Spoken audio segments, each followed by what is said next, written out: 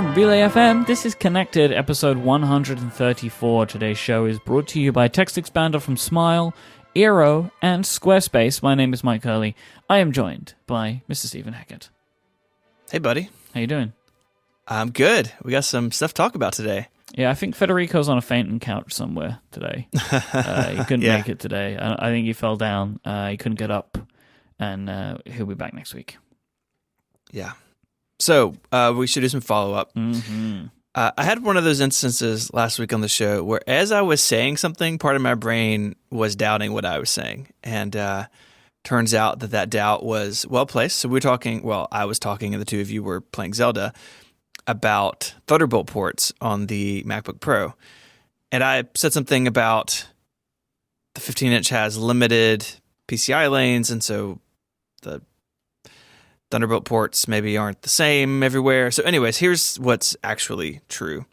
The 15-inch Thunderbolt USB-C Touch Bar MacBook Pro, has 4 of those ports, and it delivers full performance on all 4 ports, which is great. So if you have a 15-inch MacBook Pro, the left side ports and the right side ports offer the same speed of data transfer. What I got wrong was the 13-inch Touch Bar 4-port MacBook Pro, the one that I have now. And the left-hand ports are full-sized, full speed, I should say, but the right-hand ports deliver all the same functionality, but they have reduced bandwidth. So the data transfer, if you're transferring over Thunderbolt 3, is a little bit slower on those right-hand ports. My guess is that in the real world, I just don't see this being a huge problem. I've got this machine, but I'm not doing anything over Thunderbolt 3 directly, right? I'm adapting out to other things that fall well within the speed cap. I don't have a Thunderbolt 3 RAID that I'm using, right? That's fully saturating that connection. I'd be curious if people are running into that, or if you've read anything about it. I haven't even really read much about this out on the internet, but there is a support article, because that's what I do, in the show notes that outlines all of this. I will say, reading through this document, it is perhaps the most confusing thing ever to do with the Mac. It's got Thunderbolt 2 displays and accessories, you have standard USB stuff, you have HDMI, you can use VGA, just all the stuff this port can do is great, right? That it is the sort of all-in-one, all-encompassing port. That's great. That's the future, right? But it comes with all this fine print. Even in the chat room now, they're saying you can't run 2 of the 5K displays on a single side of the 15-inch. You've got to have one on the left and one on the right. So there are all these little things you have to be aware of if you're fully diving into this world. Now, would a Thunderbolt 3 iMac have the same problems? I don't know. Would a future 13 or 15-inch MacBook Pro have these problems? I don't know. But I can say that a professional desktop Mac, let's call it, I'm going to make up this name, I'm going to pull it out of thin air, the Mac Pro. I kind of like that name. If a Mac Pro were to exist with this stuff, I would expect that there would be enough horsepower behind it for all these ports to work the same, and you could do anything you want to with them. So if you have one of these machines or you're thinking about buying one, check out this article. None of this is a showstopper. I've got the 13-inch Touch Bar, and again, it's been no problem for me, but I'm just using it as a notebook and plugging USB stuff into it occasionally. But anyway, so there's that. So a bunch of people emailed me about that. Thank you all. Like I said, it was one of those times on the show. I was I don't think this is what I'm saying is actually correct, but I can't do anything about it because I'm mid-sentence. So that's why we have follow-up, Myke. That's why we have follow-up. Super Mario Run is coming to Android on March 23rd. It's with version 2 of the application, which launches on iPhone on the same day. There are new features, including new characters will be available, but I don't think there's any more information about that. They're just saying that's what's coming in version 2. I'm interested to see if Nintendo will release any data about sales on Android. I just wonder how it will compare to the iPhone. On iOS, I have no real hypothesis to it, honestly, because iOS users on the whole seemed to be frustrated by the in-app purchase. So I just Sure. wonder what that experience will be like on Android. So I'm keen to see stuff, because as well with Android, you get in the Play Store, you get like a rough idea of how many times it's been downloaded. So we'll get that. And then kind of compounding that with reviews, I guess we'll get a similar idea as to how it will perform. But who knows? For all we know, Nintendo is looking to change something about this with version 2. But that's coming just in a couple of days here. On the same day, I think March 23rd is also when Samsung is having its event for the Galaxy S8 and S8 Plus, which they look very interesting. There's been a bunch of leaks going around, and yeah, we know all about that phone. It is a really, really good looking phone. I'll put, if you haven't seen it, I will put a link in the show notes to @EV_Leaks, the most recent kind of leaks of what the phone is going to look like. I remain very interested in the design of the new Samsung phones. So talking about new phones, I don't know, there's not a good segue here. Colorware, which you may be familiar with, they're the company that they take tech products and basically take them apart and paint them. Like, it seems like a crazy business, but they are totally a thing. And they have released what they're calling the iPhone 7 Plus Retro. So this is a iPhone 7 Plus painted to look like a 1980s era Mac. Really, it doesn't. It looks more, I think, like an Apple II or something even. But it is beige. It's got the little lines, like the Snow White design. Got the 6-color Apple logo on the back. They did an iMac like this maybe last year. We can find that maybe for the show notes as well. Really incredible looking. It is expensive. It is a SIM-free 256 gigabyte phone. So that phone is normally $969 in the US. This phone is $1,900, so a little bit of a premium there. But it looks awesome. Sometimes an article will happen or a story will break where like the entire internet needs to tell me about it, and this was that story this month. Like, I don't know. I'm still getting tweets about it, even though I wrote about it a little bit. But it is pretty awesome looking, and part of me, if I were just made of money, would be extremely tempted by it. Oh my god, I've just found the iMac. Like, they don't sell it anymore. I want the keyboard and mouse. Yeah.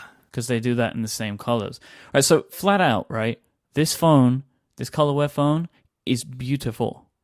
Right? Mm-hmm. Like, that is so good looking. Like, not even just because, like, oh, it's retro. Just, like, all of it just looks fantastic, right? Like, it looks really good. So I wanted to put to our listeners, if anyone's found a case that looks like this. Yeah, let us know. I want to see that. I want to just say, right, like, would you buy this? Like, let's say it was a little bit less, right? Let's say it was like $1,200, $1,300, right? Which is pushing what a Plus costs. Sure. Right? What's what the unicorn? That's what the unicorn phone will cost me. Yeah. Would you do something like this? Like, if it was like a couple of $100 more? I mean, like the part of me that loves old tech would say yes, but like the pragmatic side of me says no, just because it's like it's a weird thing. Like, what happens if I drop it and break it, or I need some sort of like repair on it, right? Like, what if it hisses? Oh God. Remember that? So no, I mean, it's beautiful, and it's like, it's about a $900 premium. Yeah, but like, I use a phone. Like, a phone for me needs to be really like pragmatic, and the usability trumps all. And if I had this, I would be afraid of hurting it, or just want to look at it, right? Like, have it on the shelf. And it's like, really, like, my phone is some days the most important computer in my life, and I need it to function, and I need to, not be afraid of something happening to it. So yeah, I would say no, but boy, does it look good. I would have a poster of it in a heartbeat. Oh yeah, I do want a case. I need a new case. We might speak about this later. Apple released new cases today. New colors, right, along with some other stuff, which we'll just refer to collectively as stuff. And none of the new case colors really push my buttons, like none of the new silicone ones. So I need a new one because mine's broken. So I'm in the market for a case. I don't have to get an Apple case. Like, if anyone finds a case that looks like that, like, I would get something like that. Otherwise, I'm just going to go back down the silicone route. Yeah. Well, it'll be future follow-up, I guess. I guess so. Today's show is brought to you by Text Expander from Smile. Text Expander for Teams is quite simply a productivity multiplier. You get a shared knowledge base to ensure your team communicates quickly and accurately. With Text Expander, all of your team's common replies can be worded by your best writers. Then they're all immediately accessible, searchable as well through simple abbreviations and keyboard shortcuts. The response that your people are going to need will be just a couple of keys away. And what's great about Text Expander is that it is available everywhere. It's on Mac, iOS, and Windows as well. Text Expander helps customer service teams provide better, faster, and more accurate service. You'll be able to ensure that your customers are treated consistently and that any change in messaging can be updated seamlessly in the background. If you work with other people, you can have this set up with just a couple of people. I'm looking at this right now for some stuff that I'm working on. And it's just a case of like, if there is just something that you say a lot, maybe you get like a common email, but like multiple people might deal with the email account. Being able to just send something that is simple and makes sense and is just consistent and only one person had to write it that one time and then multiple people can benefit from it, that is awesome. That is a real time saver and a hassle saver as well. Teams of all sizes can harness these productivity benefits. Just go to textexpander.com/connected. That's textexpander.com/connected and sign up for a free trial. Then you'll see firsthand why companies like 1Password, WordPress, Shopify, and You Need a Budget all use Text Expander. Thank you so much to Text Expander from Smile for their support of this show. All right, so it is Tuesday, the 21st of March, 2017. As we record this, yesterday, it became abundantly clear that Apple was going to put some new stuff on their website. The store was going down for maintenance. Hashtag web objects. Yeah, this I don't think, I'm starting to believe now that they do this for the buzz. But anyway. I don't know. Anyway, they add whatever new it music is. to iTunes without iTunes going down. So. And apps. And, they have stuff can be added without there being a craziness. Yeah. We're all expecting, I think, new iPad Pros because they're effectively due at this point. And maybe some Mac bumps as well. Maybe we'd see Thunderbolt C iMac. Especially, look, we've been speaking for weeks and weeks and weeks, and probably again next week, about this new iPad line. About this, maybe a mini, there being like a new 10.5-inch Pro. But I think I was at least expecting today to get a bump to the 12.9 to give it a true tone and maybe a new processor. Because that machine now, the iPad Pro 12.9-inch, is like 18 months old. It was introduced in September. Like last September? Not last September, September before? I'm very confused about calendars right now. But it's old, all right? It's old. Yeah. What it was introduced with the 6S, I think? Yes. Yeah. Yeah. So there you go. It's old. A year and a half old. But we didn't get any of that. But we did get some stuff. And I want to run through this stuff. So something that we'd heard rumored that was coming was a product red iPhone 7. It is interesting to me, thinking about this now, that Apple has never done this before. There has been product red cases, but not a red colorway. So there is a product red iPhone 7 in the mix now. It is red aluminium with a white front. Mm-hmm. Now, lots of people don't like that. Lots of people do like that. I don't. Honestly, my feeling is all red. That's what I want. I don't think that either black or white looks any better than the other for my tastes. I figure you should just go all red. I don't know why the colors need to have a white face on them, but they do. Yeah. Well, it's glass. Maybe they have an issue with that. It matches. Someone in the chat room pointed out it matches the iPod Touch. iPod Touch. Yeah, right? and I think that makes it look colored cheap on the back. Honestly, a little bit. I don't like white on the front. I do really like the red. I really like the white Apple logo on the back. Yeah, that's I nice. I think this is really nice. And product red started with the iPods. There was iPod Nanos and then the Touch. But you're right. It's never come to a phone. And so I think that's pretty cool. Yeah. So it's there if you want it. I think if I was buying an iPhone today, I might do it. You know, it would be in the running for me, right? Seriously, because it's a fun new color. It's different. It is a color. Like I've wanted a color in the iPhone line for a while. The iPhone 7 is with product red is $749 for 128 and $849 for 256. The Plus is $869 for 128 gig and $969 for 256 gig. Basically, these are the same prices as the Jet Black, which makes sense. So that's that. If you want it, you can get it. I don't know who wants it. You know, I assume that there are people that will get it, but I don't know if this just doesn't feel like the right time to be buying an iPhone. Basically, well, that's what's weird about it, right? That it's mid-cycle, and it feels kind of mid-cycle. I'm on the buy page now for the iPhone 7, and you choose a model, and it's all the other colors. Then up at the top, there's a little banner saying, "Oh, it's available in red now too." Apparently they didn't have enough time to get that integrated on the website. But it is, it's mid-cycle, right? We haven't seen this on the mainstream iPhone before. Are they trying to prop up sales, in those later quarters of an iPhone's life? I think the reality is people upgrade phones year-round, right? The holiday quarter is the biggest, but people do it year-round, and maybe they're trying to help that along a little bit. But I think it's nice. The question I have is, will the red stick around? So when the 7S comes out this fall, will there be a red one, and will it be kind of integrated all at the same time? I think so too. I think it will definitely be there.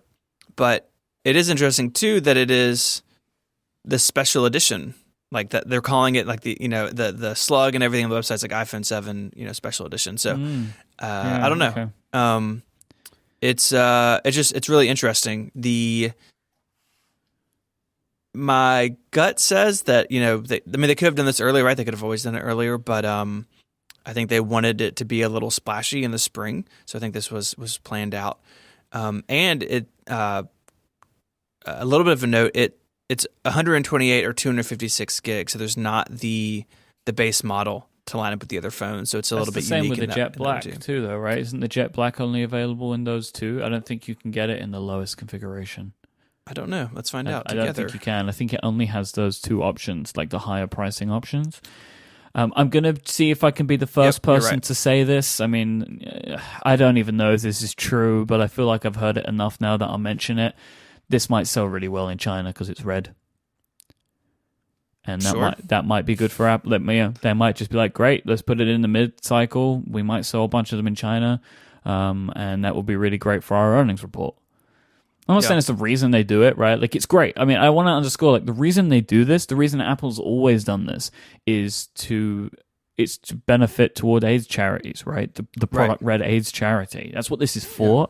Yeah. I haven't seen anything about how much money goes to product red.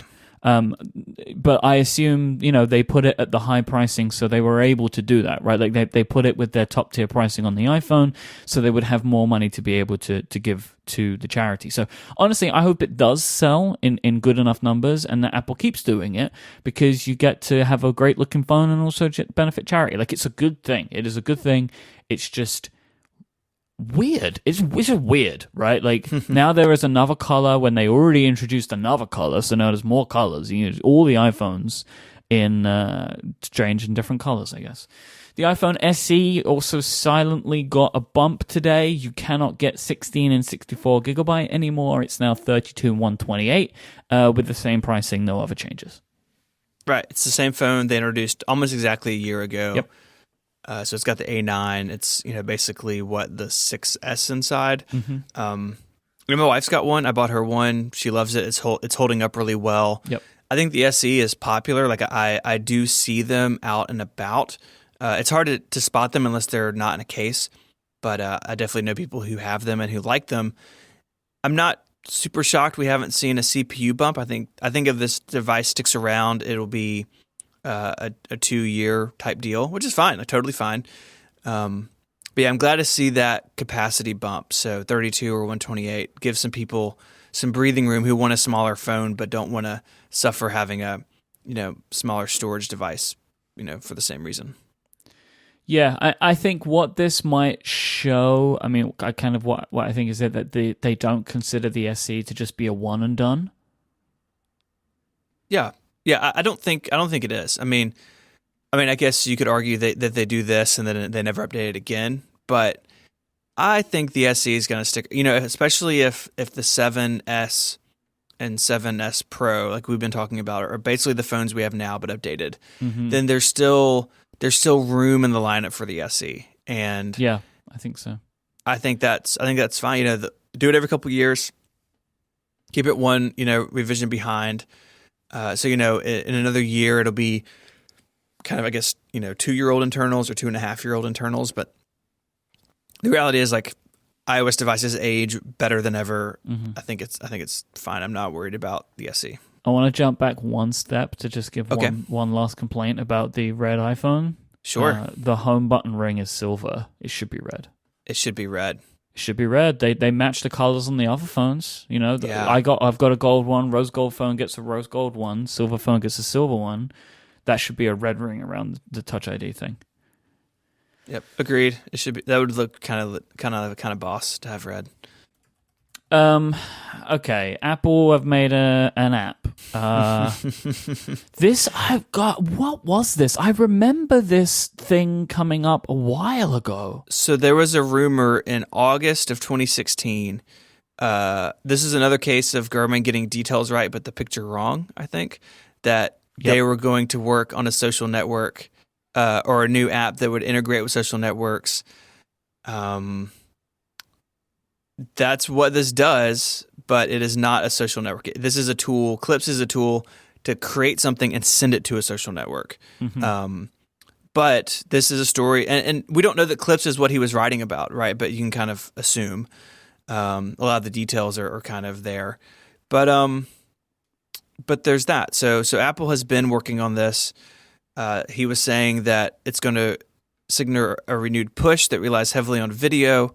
Apple can leverage its cameras. Matt Panzarino just tweeted a minute ago that Clips is not about social; it's about the camera. That it's about pushing on that. Totally makes sense to me. This is a camera application. It's not a social network. Yeah, it's to combine like video clips, photos, and music together to create these little videos that you can share with friends through the Messages app, and as Apple calls out in their press release, or on stuff like Instagram, Facebook, and other popular social networks. There's a little video. There's like real-time filters, and there's some interesting new filters. Like there's like a cartoon filter and stuff. It reminds me of an app called Comic Life. Do you remember Comic Life? Oh yeah, you would like throw a picture in it, and it would make it look like dithered and stuff. All sorts of fun effects. Yeah. Plask made it. It's the same company that made Skitch. You can still get it. It used to come pre-installed on Macs. Comic Life. Yeah, dude. TBT. Look at me. I know stuff. See, now we're getting into the history that I know, right? Like because weird bundled applications. But like we're just as we move along the timeline, the stuff that I started on becomes history, right? Like it's over 10 years ago now. Anyhow, so the focus is on making videos with these things, and there's text and emoji and stuff that you can put on. I want to read a couple of things from Apple's press release. Okay. So with live titles is one of the things that they've got in Clips. Users can add animated captions and titles using just their voice. Captions are generated automatically as a user speaks and appear on screen, perfectly synced with the user's voice. That's freaking awesome. So you could be recording yourself. Until Apple has no idea what you said and it just comes out nonsense. Well, I'm going to assume that they're going to get it right. The dictation stuff is good, right? The text dictation stuff is good. Like, I find anyway. Anywho, but I think it's pretty cool. So you would be saying something like, hey, look at me. And then it would say like, hey, look at me. I think that's kind of interesting.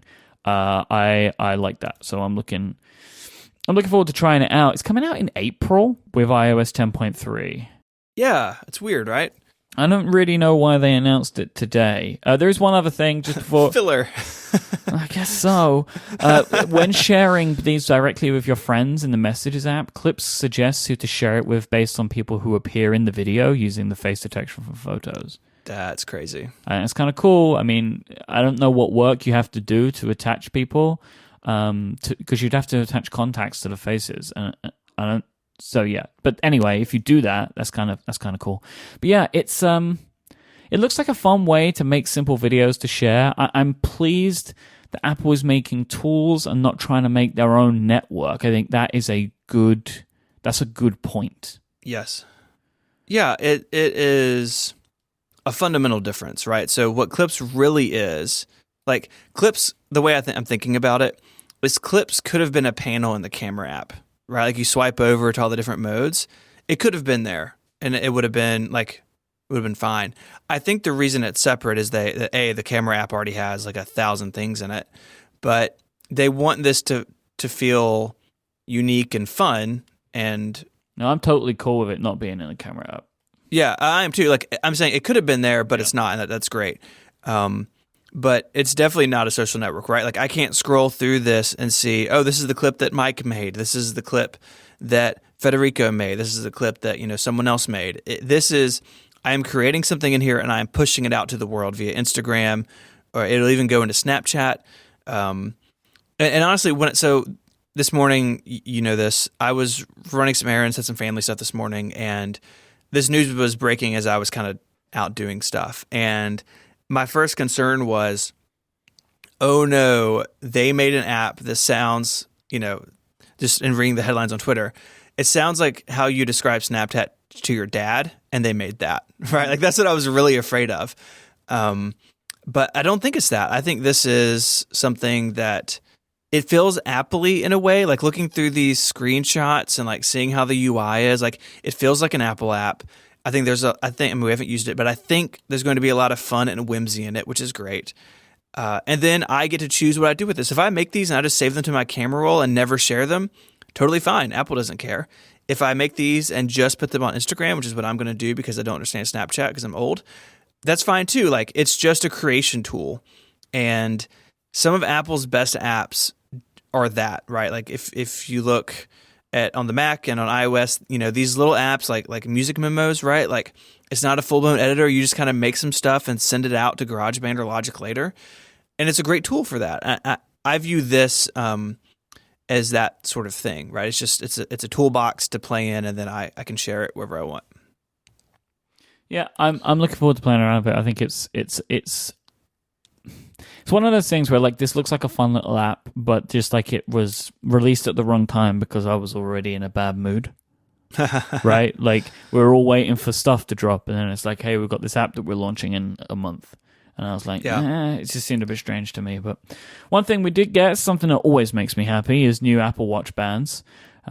There's a bunch of new colors. So there are new sport and leather colors. So just straight up colors, also in the Hermes as well. There's just some new color options. But you can now buy the Nike bands separately if you want them. So the ones with the holes in them. I actually really like the one that they call Platinum and White, which is gray and white. I think it's a really good looking band. But the thing that I'm most interested in is new nylon bands, and for the first time, they have some bands that have 3 colors on them rather than 2, so they're in stripes. The orange, the berry, really the red, and the pollen, and also the Tahoe blue.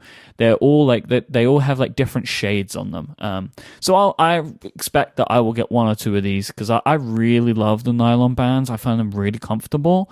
And I think that these are some fun and interesting new colors. There's also a midnight blue, which I really like, which is just 1 color. But I like the midnight blue. The midnight blue is what I have a bunch of stuff in. Like I had a sport band of that. My current case, my broken case, is a midnight blue. So I like that color a lot. I think I like the red and the pollen the most. Oh, the orange is good too, but I think I like the red and the pollen the most.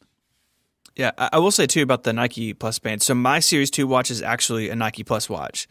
And oh, really? Yeah. You kept that to yourself?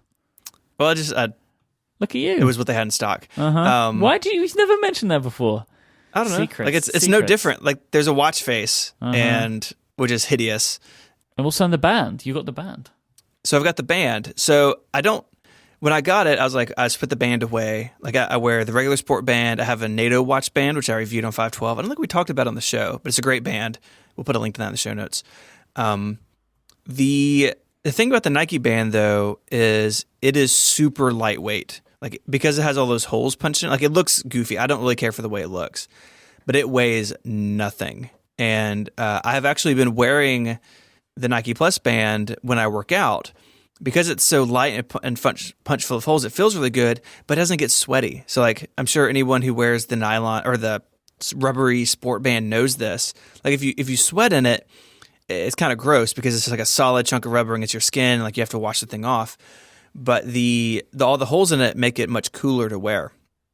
So I don't like wearing that band walking around, but if I'm working out or if I'm going on a bike ride, I really like it for that. So if you work out a lot in your watch, check out the Nike Plus band. Like, the looks may not be for you, but it's extremely functional and it's extremely comfortable. It's more comfortable than the regular rubbery one because it's so much softer. It bends so much better.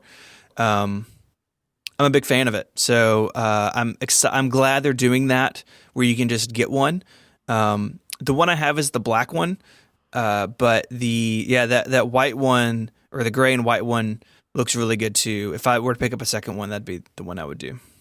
We're learning new things. I saw something from Marco last night, which was kind of funny. He sent out a tweet, which I think maybe only Marco would know this.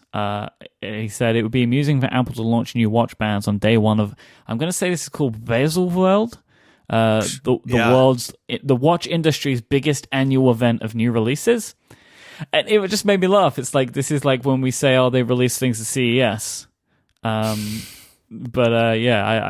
really made me smile. Like Marco's watch knowledge is helping keep informed for all of us about Apple Watch band timed releases. Yeah. What's this? So I followed, someone replied to him on Twitter. Is it Hodinkee? Is that how you say it? Yeah, that's that's the big watch company whose CEO is Kevin Rose.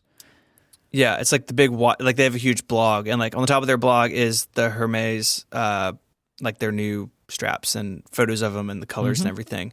So Apple, I at least, I'll speak for myself, I sometimes forget that Apple is like playing so much in the fashion world with this. Like they've toned that down, right? Remember like when the Apple Watch launched and they invited a bunch of like fashion bloggers and they were like set up in Paris, right? Like it was a little weird. They've dialed that back. But with this edition of the watch, they are still in that world. And so they are, they're there, they're showing it off. And I think it's great. Like, I think what Apple's done, so the first generation of watch, they tried really hard to like span that gap, right? So you had a sport watch and you had a gold one that was whatever it was, $17,000 or whatever. And they don't have that anymore. Like the most expensive one is that white ceramic one that you and I lust after so much. Talking about things that are impractical to spend money on, that watch, man, whew. I'm telling you, like, it's tough times. I'll just be honest with you and our listeners. If my book sold really well, but if I had a benchmark that didn't quite hit, that I was thinking about buying that watch as a gift to myself for the book. So go buy that book, and I can go buy a new watch. You don't need you already spent extra on the sport Nike one, so it's true. So maybe it's good. It sold what it did. It did great. Thank you for buying it. I'm not complaining. What am I even talking about anymore? Anyways, so Apple has dialed that back a little bit with their SKUs, but I think that they're doing a better job, like having these bands, twice a season, like spring and fall collections, turning them over, changing them out. So adding the nylon band was huge. Like a lot of people wanted that. It's not like high fashion, right? It's just something that normal people want, and they responded to it. And changing these colors and changing the way they look like, I think they're getting that right, and I think it keeps people interested. People like you and me who like I don't even know how many, like 4 or 5 watch bands now. None of these new colors really jump out at me, so I'm probably going to skip them. But like every 6 months, I know there may be something that catches my eye. Yep. I think that's great. All right, we have more stuff. Today's show is brought to you by Eero. These days, everything in our homes require an internet connection. We have speakers, we have canisters that have voices in them, we have thermostats, light bulbs, front door locks, security cameras, and basically everything in between. I imagine, I have close to, if not 100 things in my home that want to find the internet, right? And these days, we're increasingly using services like Netflix, Hulu, Spotify, iTunes. We are streaming content, we're downloading large files, we're downloading video games, we're playing games online. Wi-Fi is the foundation for all of this in our homes. We're dependent on it. But Wi-Fi connections can be inconsistent, slow, and unresponsive at best at times. And to get the best possible connection in your home, you'll want a distributed system that you can then provide your whole home with a connection all over. And this has been really expensive to do in the past, but not anymore with Eero. And Eero is making it even cheaper, which I'm going to talk about in a minute. But with Eero, you're able to install an enterprise-grade Wi-Fi system in your home in just a few minutes. Each Eero has 2 radios inside. It keeps your connection fast and everything in sync. It's not just an extender this is all on one network. So you're not switching from network to network depending on where you are in the home. It's one network, and it keeps a consistent connection for you no matter where you are.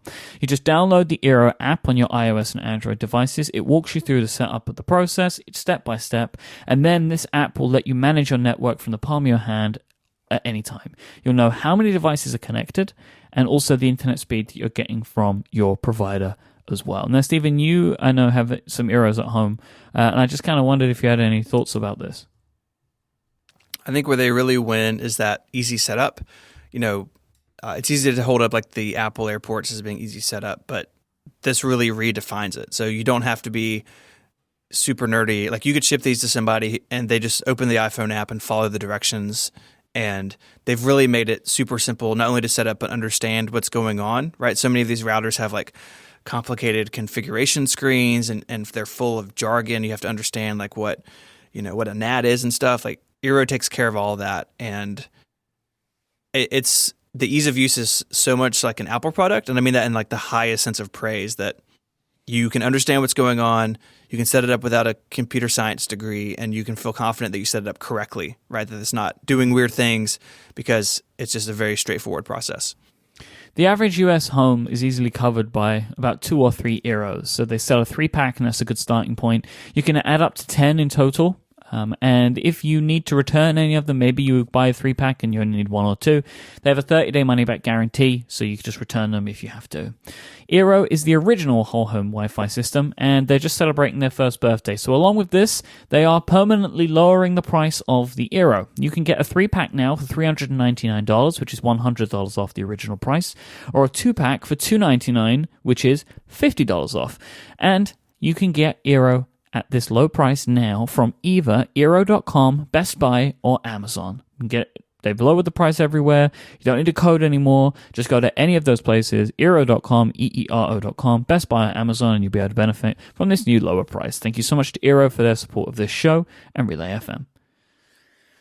The iPad Air 2 is now the iPad. This is Apple are doing this again. You remember they did this before? They decided that they were just going to call the iPad 4 or something just iPad, just straight up like retconning the entire thing. So we now have just iPad. We're going to have to work out how we refer to this. I don't know what it is yet. I will wait for Marco to come up with some kind of name, I guess, as he has been wont to do in recent times. Maybe we could just call it the iPad Disappointment. Wow. Because that's how I feel today. I was looking for iPad Pros. You're feeling how professional Mac users have felt for a year and a half. Welcome. I'm a professional iPad user, and I didn't get what I wanted today. This is a cheaper iPad, which is good. It starts at $329 for 32 gigabytes. The Air 2 was $499 for 16. So it's a much better deal. Basically, what this iPad has got, the only new feature, the only thing it's gotten is an A9 chip. The Air 2 had an A8X chip. Mm-hmm. We now have an A9 chip in this new iPad. And because of this, I expect it's thicker and heavier. So the dimensions and weight are about the same as the original Air. So the new iPad is 7.5 millimeters in thickness, as opposed to 6.1 that the Air 2 had. And it weighs 469 grams instead of 437 grams. There's no chamfer bezel, which Stephen has written in a document he thinks is a improvement. Yeah. The shiny edge has always bugged me. Well, the photos on the webpage show that it has the shiny edge, so I don't know where No, the press photos, it looks just like the SE. Like, it's just the same aluminum on the back. Oh, I see what you mean. It doesn't have like an additional shininess to it. I see what you're saying. Yeah, it's just like the SE, I think. Best I can tell from the photos. Yeah, this is an interesting iPad. I think, so the price is super aggressive, right? $329 for an iPad that is basically as up to date as an iPad is today. Yep. For 32 gigs of space. So a couple of weeks ago, I think it was on ATP, some podcast or somewhere, they were talking about education-only hardware, like the eMac or my beloved Power Mac G3 all-in-one.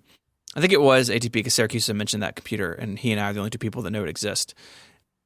And the idea was like, well, there's not an iPad for that, right? For a long time, Apple was selling the iPad 2. Remember that thing? It never died.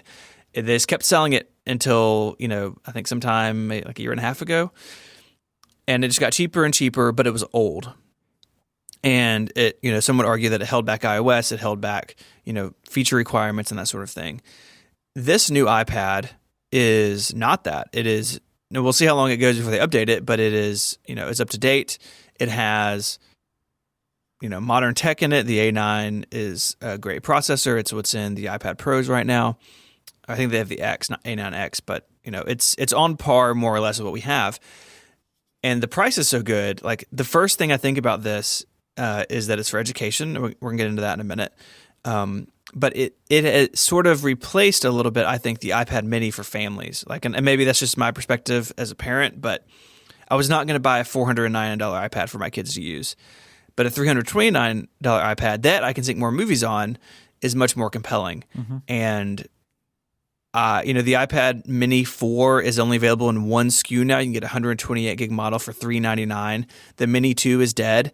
Like, I think the iPad Mini's done. Like, I think the iPad Mini 4 is still around, but it didn't get an update today. I don't think it's really going anywhere. I think the future of the iPad Mini is dark. And maybe this new iPad, without any other name, just iPad, is the answer. Maybe this is going to be that low-end model that sort of scoops up all those other users, scoops up education, scoops up people who want it for their kids or for a family member, or if you just want a cheap iPad, right? If you want an iPad that's still good, it's got good cameras. The chat room is saying it's the same cameras as the iPad Pro 12-inch.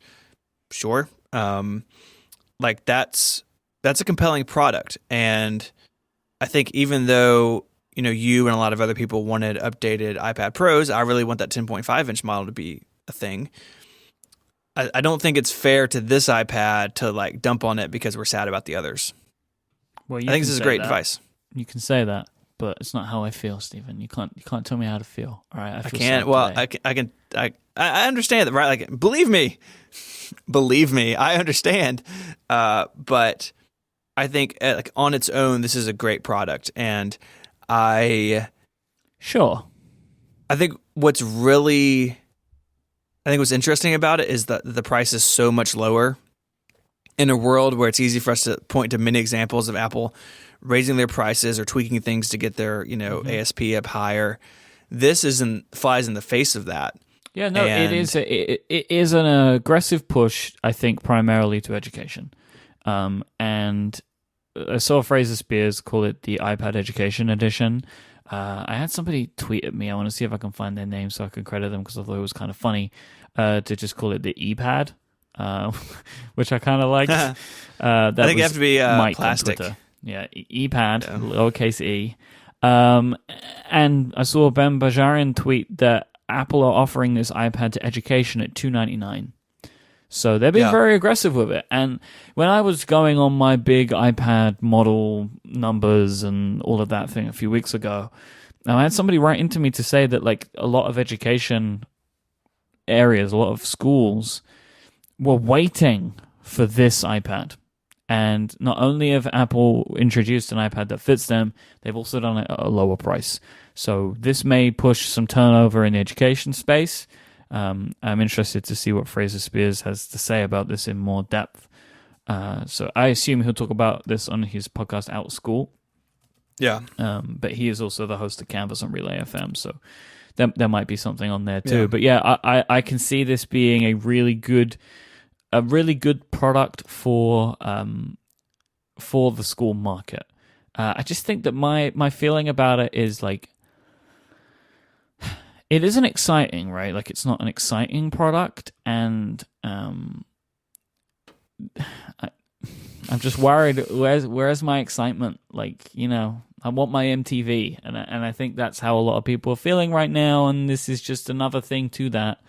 And like, please don't sort of say to me, oh, no, Mac users feel like I understand, right? Like, I get it. I've been talking about it for 2 months. Where you been, right? Like, I understand that feeling, but like, this is just another drop in that bucket of frustration. like what is Apple actually doing? Yeah. Well, we're not going to talk about today, but they're doing augmented reality apparently. Mm-hmm. The big question for me with this iPad, if you're not a school and you're not buying 30 of them for a classroom or 300 of them for a school, and you're just walking in an Apple store and you want a 9.7-inch iPad, you have two options at 32 gigs. You have this thing for $329, and you have the $599 9.7-inch iPad Pro. What is the pencil and is the keyboard, which are even more money because they don't come with it, right? I don't know, you're going to spend another $350 or more. Is that worth upgrading to the Pro?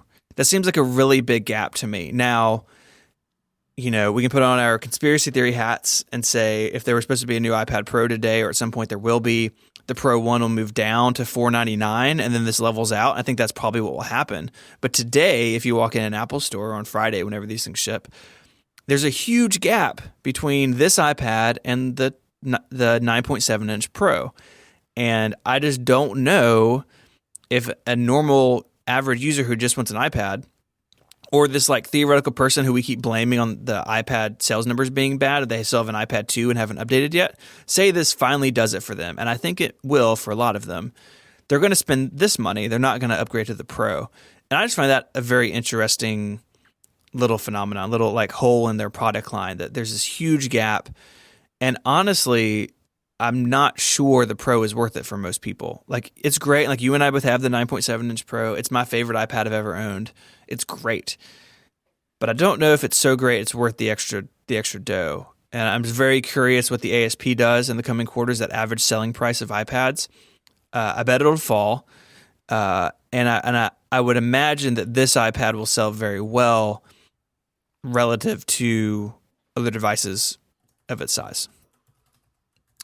Yeah. But like the chat room's going off, like thinness, true tone, speakers, like I get all that. Like the Pro is a better iPad, but I don't know if it's better in ways that people actually care about if they're just going to watch movies on it, which I know like y'all are different, but there are a lot of people that's just how they use iPads, right? And if you are just that consumer, if you're that type of consumer, those Pro features aren't worth it. Now, if you're not, if you're Myke or you're Federico or you're Jason Snell and you work on an iPad, like, yeah, get the Pro. It's totally worth the money. It's great. Lots of features.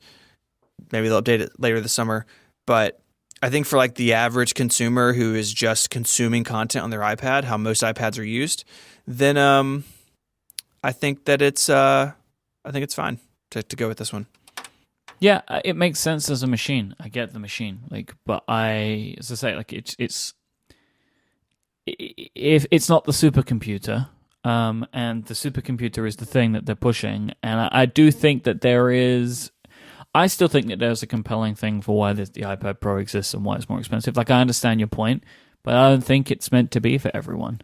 I think the people that buy the iPad Pro are the people that want to replace their computer. Like, they are looking to replace their computer, and that's what it's for. That's what Apple's trying to build it into, and I think it makes sense for that. Everybody else, if like you just want a content consumption device, if you want to watch Netflix and play video games, this new iPad is perfect for you, and that's the one you should be getting.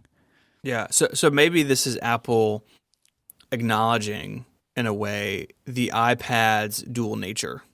That there are lots of people who are just doing content consumption on it. Yeah, web stuff. They shouldn't make all of the iPads Pros. They shouldn't do that. That is the right thing to do. Yeah, I think that's fair. I think we're saying the same thing, and I think that is, every year or 18 months, Apple tries a new approach to the iPad, and some of them have been really head scratching, and some of them have been more interesting than others. And maybe this one is finally the one that sticks. And maybe if this really what this is, if they're saying, look, if you want 9.7-inch iPad for this basic stuff, this is the one. But if you want some more stuff, if you're interested in that power user end of things, then we have this other product. It's more money, but you get all these features for it. And that works for people. I think that's good. Like, in a way, this is the least confusing iPad line we've had in a long time. Where you had the Air 2 and the Pro, yesterday, the prices being much closer together, it was maybe harder to see those lines between them. But I think maybe this makes it more clear. Even though there's that gap in the middle that I complained about, maybe that's okay. Maybe maybe it's fine. As Kyle points out in the chat room, Apple is making it abundantly clear with their taglines on the product pages. iPad Pro, supercomputer. iPad, flat out fun. Right? They are making it abundantly clear what they see these devices to be used for. Right? So content creation versus content consumption. Like that, they are outlining that, I think, with their marketing message about what these devices are for. So, and look, I want to underscore that this is a perfectly good device if that's what you're looking for. But I'm just frustrated because I was hoping to see something different today. So, like many other people. The Sure. iPad Mini 4 is now only in 128 gigabytes at $399. It does feel like, as you say, Stephen, it's maybe reaching the end. I think it is. Who knows what they will do in the 7.9-inch form factor if they ever do anything in the future. But the iPad Mini 4 is maybe kind of being pushed out now. And as I said, the Mini 2 is gone away. Yeah. And the Air 2 is gone too, best I can tell. Yeah, it is gone. It's gone. And looking at the comparison models, there's now, so it's also a simpler lineup. Yeah, it is. 12.9 Pro, 9.7-inch Pro, iPad, and iPad Mini 4. Like, I'm glad they've gotten rid of that. I mean, this cheaper price kind of fixes the problem that the Air 2 was holding on to, so I'm glad for the simplicity. And again, while I make jokes, I prefer the naming this way. You know, it's like I've been saying on the iPhone. I think you've got to ditch numbers at some point. So just iPad, iPad Mini, iPad Pro, that works for me. Like it's tricky to talk about when you're trying to reference them, but I really don't want iPad Pro 2. Like, just call it the iPad Pro. Like, to do it with Macs. Exactly. They don't do this with the Mac line. It's just MacBook, MacBook Right. Pro. Like, this is how it is. So, like, I'm just going to call it iPad and hope that everybody knows what I'm talking about, right? Yeah. So that's what, I mean, my iMac is iMac 17,1. Like, yeah. It does have that name, but it's hidden away. It's not the feature product like marketing name. Yeah. And then we have iPad Pro 12, iPad Pro 9, That's just how they are in inches, and that'll do for me. Nothing on the Mac. So USB-C iMacs and updated MacBooks, like the iPad Pros, they seem like something that should be here around now. We're going to talk about this in a second. And the Mac Pro, oh baby, she's hanging on. It survived. It survived the store refresh. So I remember with the iPod Classic a couple years ago when it finally went away. Like it there was no announcement. They made a comment after they were pushed on it by the press, but basically they refreshed something else in the store, and the store came back up, and the iPod Classic was just gone. Right? It's like silently taken out to pasture, and no one really noticed except those people who cared. The Mac Pro is still there, and okay, it means something. I don't know what I mean. It's still there, and maybe WWDC is it, but I just found it interesting that it was still there. All right, let's take our final break today, and then we can maybe pontificate on and maybe hope for something else. Today's show is also brought to you by Squarespace. Enter the offer code WORLD at checkout, and you'll get 10% off your first purchase. Hey, make your next move with Squarespace. They let you easily create a website for your next idea. Maybe you're looking to create an online store to sell your physical or digital goods. Maybe you're looking to create a portfolio to display your artwork. Maybe you're trying to finally get your website away from having a Flash website, right? Like a restaurant, I should say. You don't want it to have a Flash website anymore, so you want to move into the times, move into the future. Squarespace is perfect for that. They have all of the plugins and additions you're going to need. You can put maps on there. You can put a gallery of all of your food. It's great. You can have a blog. You can have anything. Anything you're looking to build on Squarespace, it's the all-in-one platform that lets you do it.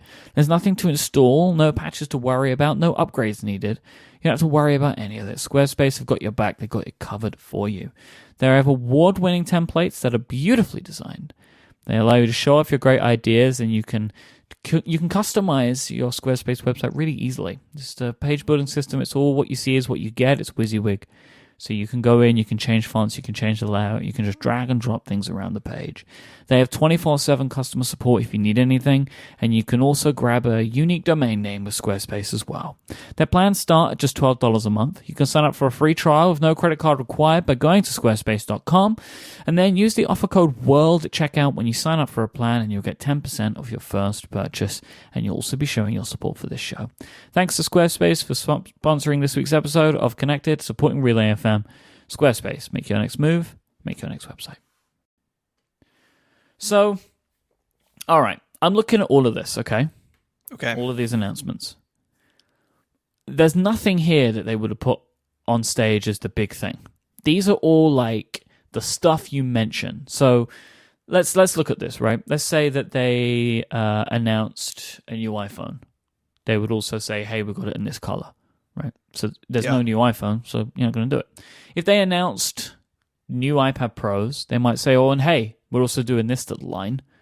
The iPad Air is now the iPad, and we're doing the iPad Mini 4, right? You'd announce those on some slides going through the overall announcements, right? There's no Macs, watch bands. They come and go now. When they talk about new cases and stuff, they just throw the watch bands in there when they're doing we're doing an update on the watch. There's nothing in what we've seen today that they would build an event around. All of this stuff is like supplementary stuff to other product announcements. Yeah. The only thing I could see, and I agree with you, is not in like a headline or an event, but I would think that Clips, the new app, would benefit from a demo.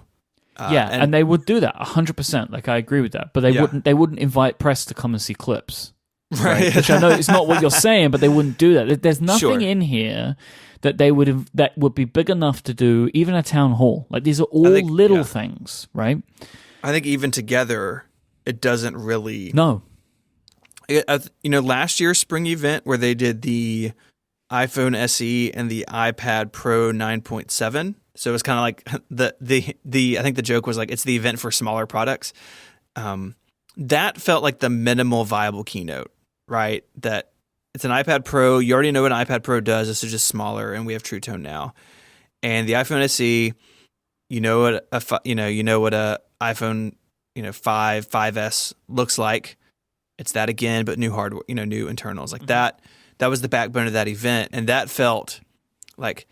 That feels really close to not being an event. And I think this falls below that threshold for sure. I totally agree with you. This today on stage would have been weird. Not enough. So, we've been talking for this whole show about what we were expecting and what would go along with this, right? Which would be new iPad Pros and new Macs. Like updates to those lines. They are event worthy. And we've been talking the whole time about, this 10.5 inch, and there's been a lot of discussion about whether or not that's even going to come now. We're not going to talk about that today, but like whether it might be next year, later this year. But no matter what about that 10.5, there is still something in the iPad line that needs to be updated, right? They are going to, in theory, update these products.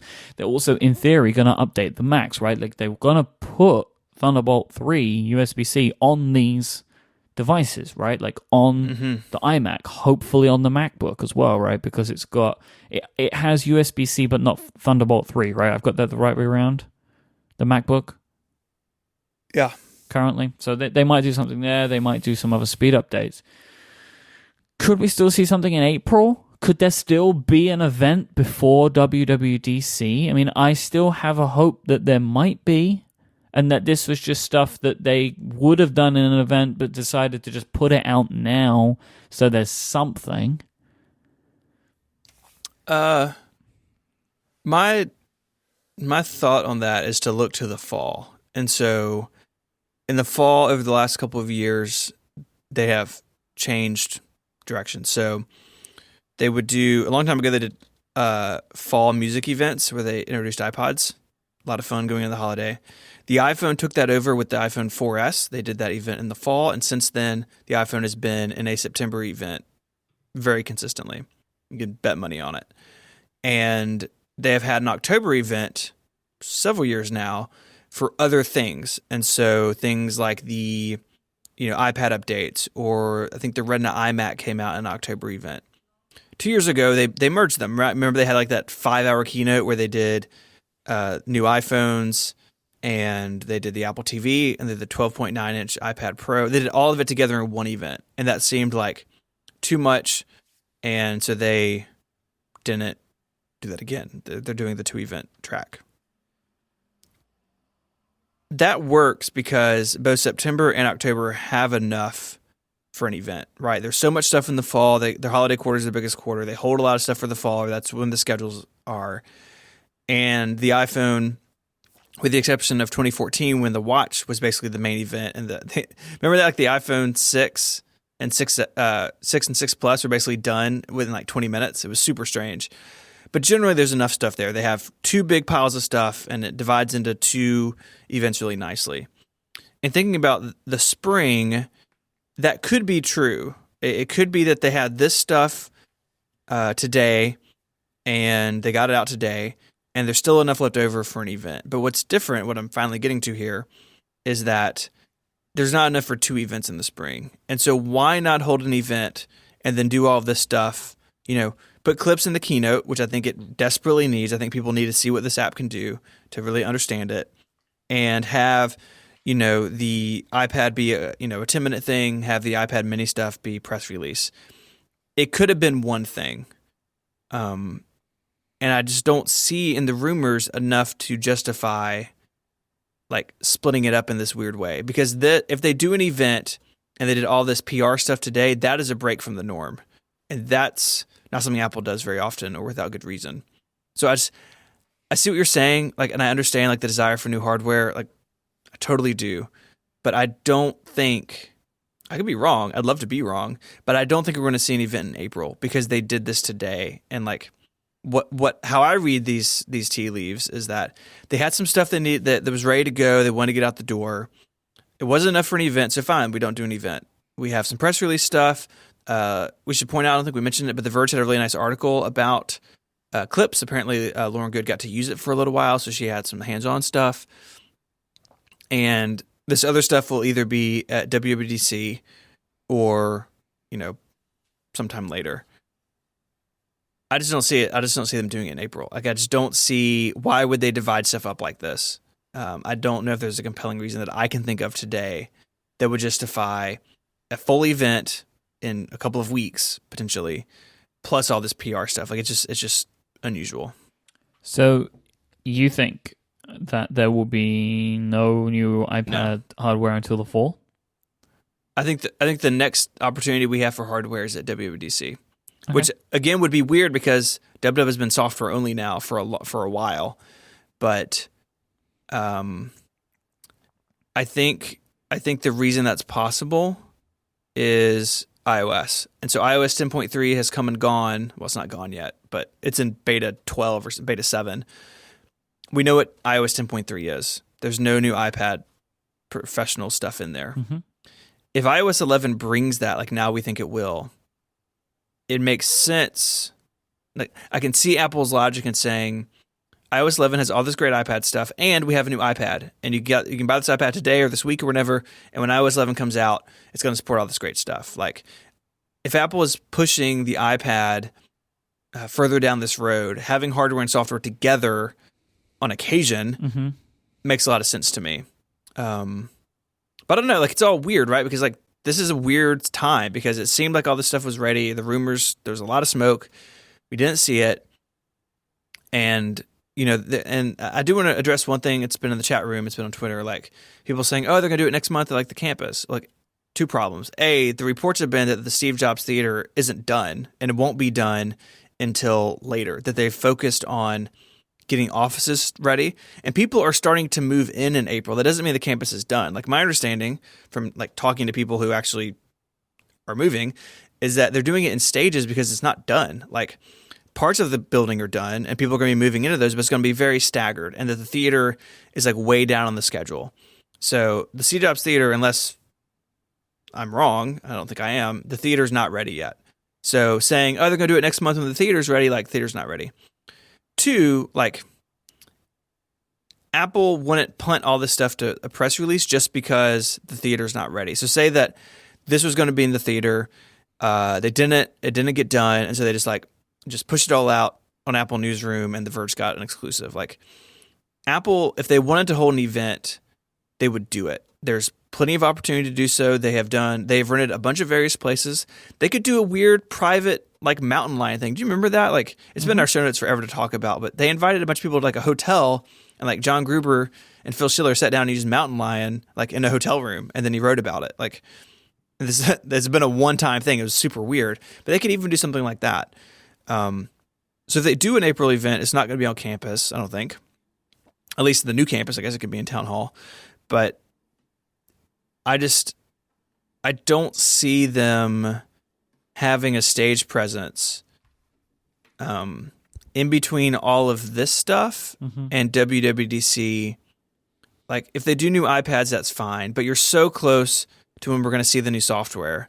Like, put them together. Really build that case that these iPads are meant for work, and look at all this great stuff we're doing with our software to make them even more useful for you as you work. Like, that's just too compelling to me to skip over. I can get on board with that story. If that's how they do it, then fine. I will begrudgingly continue to wait. Sure. I am just really... All right, okay. Let's do it. I am getting frustrated, like everybody is. I'm getting frustrated about the way that I feel, and I'm getting frustrated about listening to how everybody feels.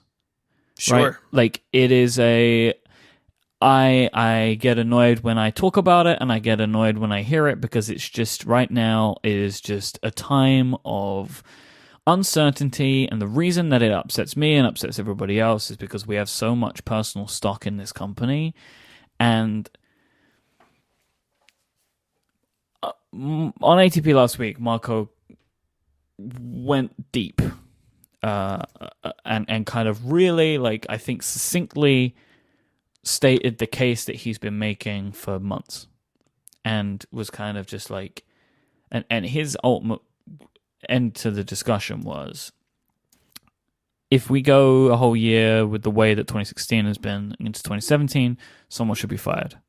Right? That was his thinking, and he was shut down for it. And, you know, like, I don't 100% agree with that, but I don't disagree with it. So, like, let's imagine, best case scenario, Apple's struggling with something, and they want to do everything that we want them to do, but they can't, right? There's something going on inside of the company that's stopping them. If they, as a company, believe that that is wrong, and I understand the idea of the shareholders and the stock price going up. Like, John's argument was very good. Like, the stock price is going up, so why is it a problem? You know, we just talked about some upgrade yesterday. They keep, the last week, they've broken their all-time high on the stock 3 times, right? Yeah. Like, things are good right now. But if they don't believe that, like, if Apple believe, like us, that this isn't what they want to be doing, then I understand why the ultimate way to show internally to the company that this is not right is to fire an executive. Like, that is how a corporation... Calling for blood. Yeah. This is how a corporation shows its intent like this, in that you make a sacrifice of someone to show... this is not how we do things, and there has been some kind of hold-up, right? Like, we assume that the Forstall thing was that. Internally, there were problems. People could see them, and stuff wasn't getting done the way they wanted. So, and then Maps was a big screw-up. So they ousted Forstall as a way to show to the enthusiast press and to the people inside of the company, this is not how we run. So who would you get rid of? I'm not saying I want anyone to go. Well, but who would? So the All right, first so thing Marco also made a good point. Right? It doesn't have to be a firing, but it's like a reshuffling. And he used the App Store as an example, which is a perfect example. The problems with the App Store wasn't working. They moved it to Schiller. Now the logjam is gone. So I don't know what it is, but like, let's say that they move something to someone, or they bring someone in, or they move someone away. They just make a change, which is like, we've made a change. I don't say why the change is made, but they say we've made a change. That is how you show something is broken. But the other part of it is, maybe there isn't anything broken, right? That's the worry. That's the concern. Like, that nobody feels like that they're being given what they want, right? Nobody feels like that their needs are being fulfilled if you are a professional Apple user. And maybe this is just the new norm. And that's the worry, right? Like, the concern is, nobody's going to get what they want unless what they want is an iPhone.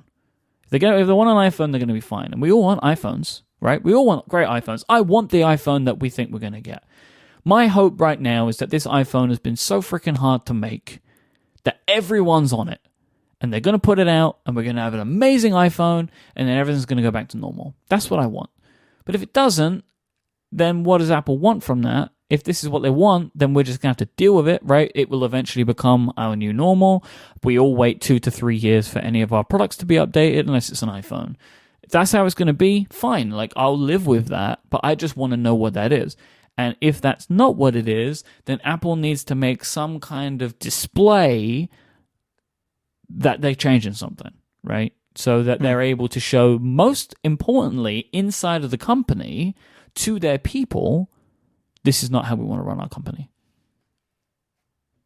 Yeah, I don't disagree with any of that. I think there's got to be frustrations on the part of Apple employees that Apple, the company, is struggling to ship stuff, right? And what's interesting is it's easy for us to get bogged down in specifics. So, like, yes, they skipped a Xeon generation or two, and, yes, the KB Lake processors had issues out of the gate, so they haven't shipped them. Or, yes, they're having issues with, display panels for the iPad, and right, it's easy to get bogged down in all those details, right? And it could be that just a lot of stuff went wrong at the same time, right? That happens, right?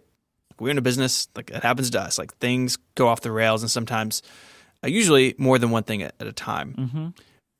And it could be that we're just at the tail end of that, right? That something bad happened in late 2015 or early 2016 that they are still dealing with. And I think part of that was the car thing, right? The Project Titan, best we know, is dead, or at least not nearly as ambitious as it once was. And some of this may be reshuffling people back after that. It may be that if this Bloomberg thing we're not talking about but keep mentioning is true, that, people have been shuttled off to work on augmented reality and other things are slowing down. The problem I have with that, though, is look at the iPhone in 2005 and 6 and 7, and they're working on it right till it was done. Steve Jobs is going around and, like, cherry picking the company's best people to work on the secret thing, right? That they couldn't tell their spouses about. Like, if you read some of those stories now, like, people would, like, you would just come in and your office mate would be gone because they're working on, like, secret iPhone stuff in a secret lab somewhere. Like, legitimately, that's how it was. Like, you may see them at lunch and be like, I can't tell you what I'm working on. But Apple was still shipping stuff, right? Apple actually made the move to Intel right before they shipped the iPhone. Like, they were still producing stuff. They were still firing on all cylinders. For whatever reason, like, if Titan has been a distraction, which I totally believe it has, and now, Titan, the car project, is now at best, seriously disbanded. They're not building a car, I don't think. Seems to be the reporting I've heard. And they're working on, like, augmented reality stuff. Like, just what is different now? Like, why can't they walk and chew gum at the same time? And that, like, I agree with you that it seems like there's something more systemically wrong. And I don't know. I doubt it's a single executive, right? Like, is it, this doesn't come down to Phil Schiller. Does it come down to Craig Federico? Well, he's over software, so, maybe not. Does it come over, some, like, VP of Mac hardware somewhere? Like, I don't know. Mm-hmm. But I agree with you, and I agree with Marco. And I will say on the front, like, I've skipped episodes of every tech podcast I listen to as this comes up, because it is tiring to listen to. Because it makes me sad when I hear it. Like, I apologize for even bringing it up, because I know it makes people annoyed and angry and upset, because this is something that we all really care about, right? It's our passion, it's our hobby, it's a thing that we all have emotional ties to, and a constant sense of frustration doesn't make for fun entertainment. Sure, right, and yeah, so we're almost done with it. But it is how I feel, though, right? And no, I totally agree, I'm not man. going to Like, lie, Sure. I'm not going to sit here and be like, I'm totally fine with still using my 18-month-old iPad when I was used to having one every year. Right. And, like, I would have loved to have a decent Mac Pro option when I bought my iMac. Yep. But it wasn't the case, so I bought an iMac. And so now the proof is in the pudding, right? If we have a 2017, like you said, that looks like 2016, then, like, you gotta change something. Then I'm just gonna get used to it. right? Maybe, and that's a possibility. It's possibly this is the new norm, and that would really be lame. But it's what we got. But it's what we have, but my hope is that they're nearing the end of whatever this was, and maybe the Mac Pro doesn't survive this. Whatever, that'd be a bummer, but whatever. Mm-hmm. But like, you should be able to update the iMac. You should be able to update these other products, and I'm hoping that we're towards the end of that. And maybe this weird non-event PR, not PR argument is like the tail end of it. I hope it is. I really hope it is. But so anyways, so to wrap this up, I think my final thought on why no event and the big picture is that I think best case scenario is we see new Macs in a very similar way as we saw this iPad today. So we see iMacs, we see a MacBook. If I'm going to get crazy drunk with power as a podcast host, maybe say USB-C Mac Mini. I really say that because my home Mac Mini is dying all of a sudden, and that worries me. But so maybe we see new Macs with the press release in April, and we see new iPads as part of a large narrative about iPad Pro, iPad Pro users, iPad Pro software, iPad Pro operating system features at WWDC. That's what I'm hoping for. Macs in April via press release, and a huge iPad is for work push in the summer. And I would be so happy, right? Like if WWDC 2017 is what WWDC 2015 was, right? 9? Yeah. Then I will forgive all of this, right? Like, sure. And again, it's like, I'm only angry about what I'm seeing because, part of the problem here is Apple's secrecy. You can make a lot of this go away if you want, right? You should be upfront about things. But I understand why they don't do that, right? Because this is them. This is the cult of personality thing or whatever it is. Like this is their personality as a company. Part of it is built around their secrecy. So I get why you don't break it. Yeah, Apple is more open than they used to be, but they're open after the fact, right? Mm-hmm. So the new MacBook comes out, and then Phil Schiller goes on a speaking tour with Mashable and everyone else about the engineering of the new MacBook. They are more open that way. What we haven't seen is Phil Schiller is the person for this because he's the one who got on stage and said, can't innovate anymore. I won't say it so you don't have to bleep it.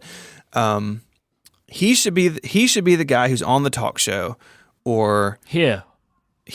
Open arms, Phil. Stephen at relay.fm. Email me, Phil. I will record any time of the day or night to ask you a single question. What is happening with the Mac Pro? And no, iPad Pro. Well, no, he's the Mac guy. Oh man, I would love that, right? Like we bring him on, like and just we only get one question, and everyone's waiting, and then I'm like, "Where's the iPad Pro?" And then everybody quits the show. It'd be great. I would, yeah, I'd probably murder you. He's the Mac guy. The Mac is very clearly something that's close to his heart. Like Apple should be open about what's going on that side of the coin too. Right, like they're very happy now to have these huge press spreads about we're doing this awesome stuff with Siri and look all the stuff we've added. Let's talk about HomeKit. But they need to be more open about when it's a bummer too, and in that way they are just the way they have been. Right, do you remember the vile and the bitterness in Steve Jobs' voice at the Antenna Gate thing? He's there's actually a line where he's everybody wants a case, and he shrugs and he said, let's give him a case. And every time he rehearsed that line, he dropped the F-bomb in it, right? Yeah. He had to hold it back on stage because the world is looking at him. And that's the only time they've ever done anything like that. And I think it's high time that Apple deal with things more proactively. If Phil Schiller is on the talk show this week and he says, look, we know it's been a long time for the Mac Pro. Here's what happened. We made a mistake by skipping a Xeon processor, and it turns out our design is desperately flawed, so we're redesigning it. And it's not ready yet, but there is something coming, and we will tell you more in the summer. Or if Craig Federico is on an interview at The Verge, and people are like, why is the 12.9-inch iPad Pro 18 months without an update? And he says, look, it's almost done. We ran into issue with the True Tone display of that size, or we're what I kind of secretly hope, we're going to make the smart connector better, right? So you can do a keyboard and more stuff, and people will actually use it this time around. It's almost done. We're going to have more for you in the summer. Like that would be a huge break for Apple, and like blood would boil within the company to do it. But maybe it's time to do it. I just find that sort of like lack of honesty about what's going on maybe even more frustrating. Like it's more frustrating to me that the Mac Pro is still on sale after the store refresh than when it was still for sale yesterday. Because like someone made the decision somewhere, hey, boss, do you want me to pull this from the navigation? And someone said no. Like, why? Like why was the answer no? They know, right? They know how people feel. They know how we feel. And Tim Cook saying every now and then there's new stuff for pros coming is pointless when you release new products that aren't for pros. Right? You do all this stuff today and there's nothing. There's no hint of anything, right? Then you're not making good on the reason you did it, right? Like we know why these things occur. You post that thing to an internal job board so it gets out to the world. And if that's not why they're doing it, then I don't know why they do it. Not a job board, but like a message board, right? Because they're trying to satiate people like me and you who are upset, right? People like our listeners that are upset, that want to be able to give this company the money we've given them every year for 15 years, right? Yeah. Because we love their products, it's important to us, it's something that we want to do. And I understand not everybody buys every year, and you don't have to buy every year. There will be people that have been waiting for 3 years because they do buy something every 2 years, but they're waiting. Sure. You know, we hear from these people all the time on Upgrade who are asking us, like, when should I update this old computer? And it's like, well, I can't tell you anymore because this company that used to be incredibly on schedule with things isn't anymore, right? Yeah. And so it's like, okay, let's go through a change together, right? Let's all know that our products come every 2 years now unless it's an iPhone. That's fine. But I just want to know that. That's all. I just want to know that. I want to see that. I want to see that the iMac is going to get an update.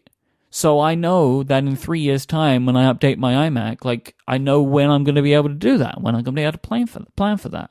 I want to know if the Mac Pro is a product that I want in my future. I want to know if the iPad is going to get the updates that it needs, the software that it desperately needs to continue to make it the product that Apple want to make it, right? Like, or that Apple says that it is. I'm so sorry that I'm doing this. I apologize to all of you, but like I'm angry. I'm just angry right now because I can't understand them. I just cannot understand them. And the silence at this point is really freaking annoying. Like, it's really annoying. You just did all this stuff today. You just gave embargoes to people. Just give someone a story. Anyone. Someone, anyone. Anybody. Like, you just made an entire advertising campaign about why the iPad Pro is awesome.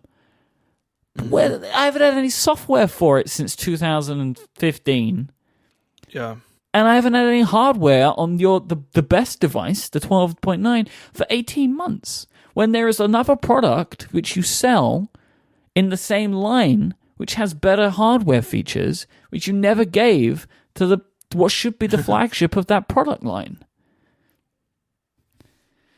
Yeah.